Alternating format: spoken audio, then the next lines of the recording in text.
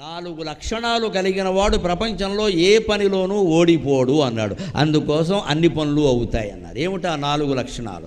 ధృతికి, దృష్టికి, మతికి, దాక్ష్యం. ఇప్పటికి కూడా ఉపయోగించేవి ఈ 4. కాగితం మీద రాసుకుని మనలో ఉన్నాయా లేదా చూసుకోవాలి. ముందు ధృతికి, ధైర్యం ఉండాలి. ప్రతిదానికి భయపడుతూ ఉంటే ఏ పని చెయ్యలేము. యథవ ప్రాణం ఎప్పుడైనా పోయేది. కొన్నింటికి తెగించాలి.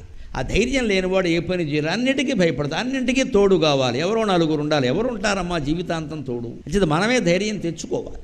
ధృతికి, దృష్టికి అంటే ముందు చూపు ఉండాలి. మతికి, మేధ అంటే తెలివితేటలు. పని చేస్తున్నామంటే తెలివి ఉండాలి. ఆ తెలివి లేకపోతే పని నాశనం అయిపోతుంది.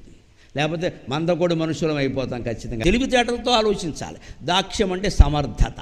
అసమర్థుడైన వాడు ఎప్పుడూ ఏ కార్యాన్ని సాధించలేడు. ధృతికి, దృష్టికి, మతికి, దాక్ష్యం ఈ 4 లక్షణాలు ఉంటే హనుమంతుల్లా మనం కూడా పనులు